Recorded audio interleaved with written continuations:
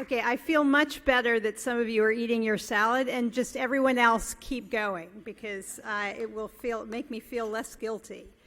I want to thank you, Dean, and to underscore something that you've said. I think we can probably all agree that globally this has been a challenging year for interfaith relations, with the attack on Charlie Hebdo, the drawing cartoon contests in Texas, and the attacks that followed, the plight of Muslim minorities in the Buddhist majority country of Myanmar, and so on and so forth.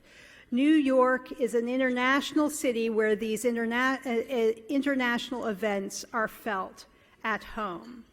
We see them play out on our streets, in our schools, and in our communities. As you know, the Interfaith Center acts to counter religious prejudice and violence across the 5 boroughs. Locally, the picture, I'm glad to say, is a bit brighter. We've had programs like the Catholic-Muslim Joint Action Program, supported by the GHR Foundation, bear fruit this year. One of the priests on Staten Island, Father Liam of Our Lady of Good Counsel, invited His Eminence Archbishop Cardinal Dolan to visit Imam Tahir's Albanian Cultural Center, a mosque in Staten Island. We think this was the first time the Cardinal ever visited an American mosque.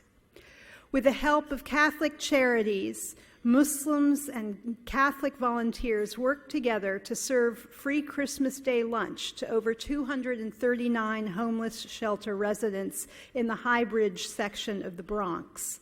We also held a Rabbi Marshall Meyer retreat on end-of-life care and how our different traditions deal with it, and also the foster care system, specifically how do Muslim families interact with the foster care system. As you know, ICNY also advocates on diverse coalitions as well. First, we have been part of faith coalitions on the question of police-community relations, something that's been on all of our minds. At the same time, we are working with the NYPD to propose a training video on religious diversity in New York, and hope that it will be watched in precincts around the city. As far as education is concerned, our upcoming Social Work and Religious Diversity Conference will mark a new phase in ICNY's education programs for social service and mental health care providers. We now have been accredited by the New York State Education Department to provide continuing education for licensed social workers.